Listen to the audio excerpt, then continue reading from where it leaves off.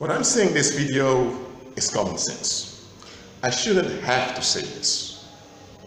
But in case people just don't realize it, I'm saying the following.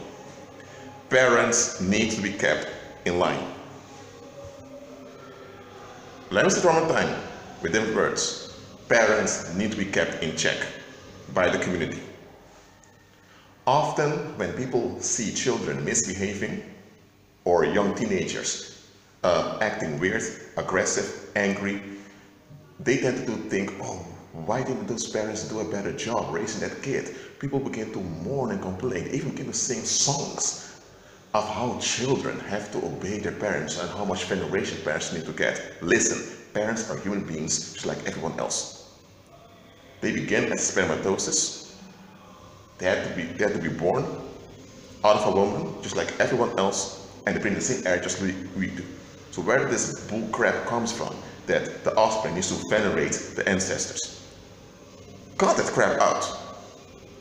Okay, just because a woman gave birth to a baby doesn't mean she became a saint, that she became in her right mind. There are many women out of their mind having babies. There are men sleeping around producing a lot of babies. Does it mean that they are entitled to honor because they impregnate a lot of women? There are a lot of men out of their mind. You can't even talk openly with them, because if you say something that they don't like, you're in trouble.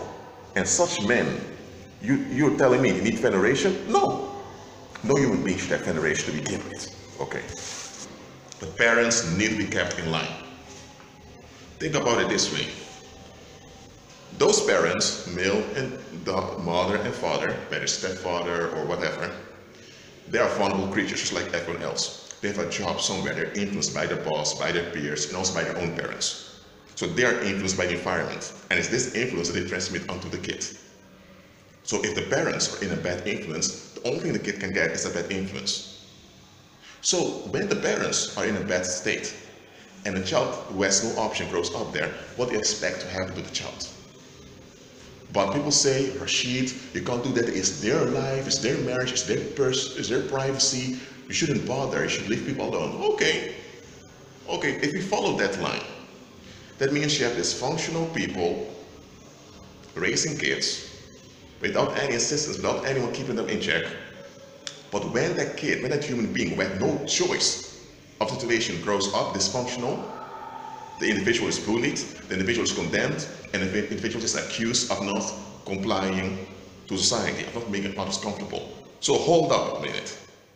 That same community that refuses to involve themselves into the life of that human being when he or she is in their most vulnerable state, as a kid, they can't do anything for themselves, that same community later comes with loads of expectations in the form of society, and you better conform or else something bad has happened to you.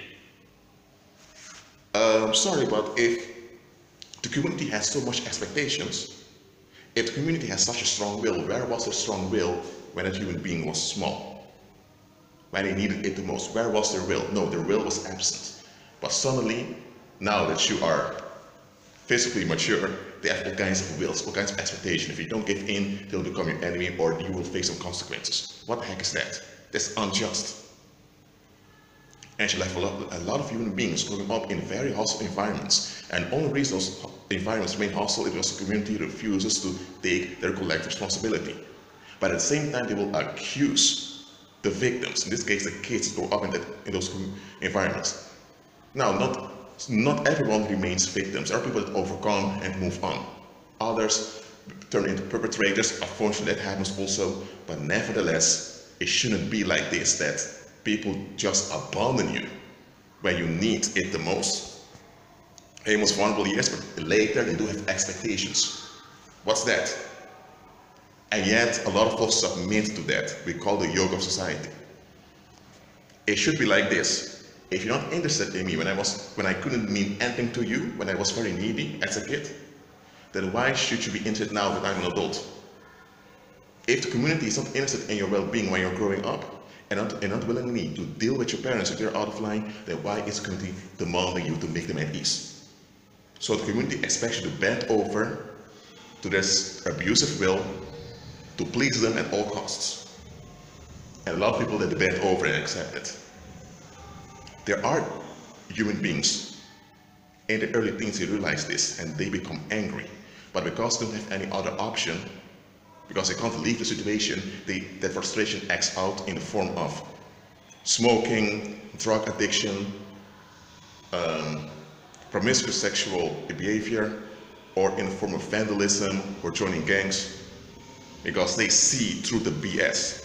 Later in life, they tend to repress it because they want to have relief, so they try to force themselves to comply with society.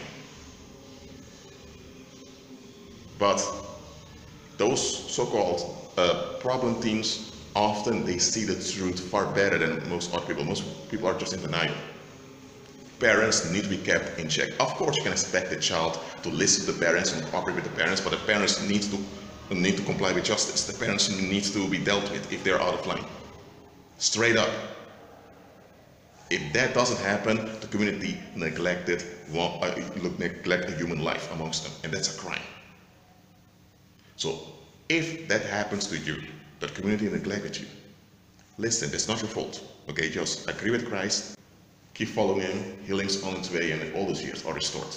Okay, those are the people that knew about what was happening, and they didn't do a thing, but they kept gossiping about you. They complied with the injustice. They complied with your unsafety.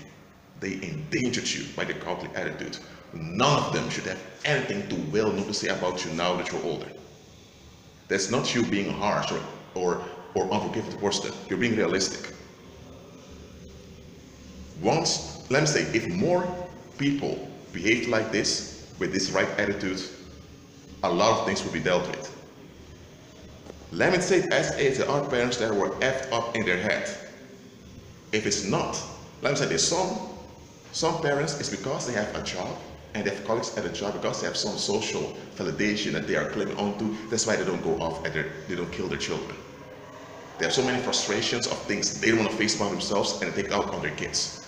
And when the kids resist, they tend to explode. So now the kid needs to watch out for their will. Because if their will is triggered, something bad needs to happen. You have parents effed up in their head, you have them. And the community needs to deal with them and be straight up towards them. But often it doesn't happen.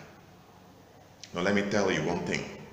When I look at the news, well, when I watch the news, because I don't always watch the news, I do go to newspapers from time to time, but TV often is either fake news or they're projecting fear all the time.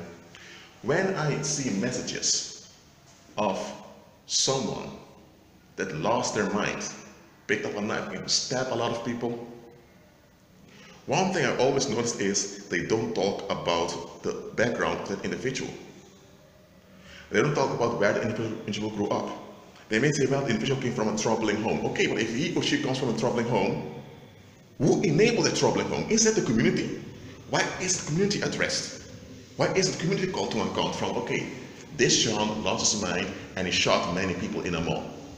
That guy was mentally disturbed. No human being becomes mentally disturbed like that for nothing. What's going on in his soul while he was growing up? Oh, you knew that something was going on, but you didn't do anything. Why did you do anything? Huh? Okay, and then the news media should publish the faces of all those people that refuse to act, so that now they have the whole country being angry at them.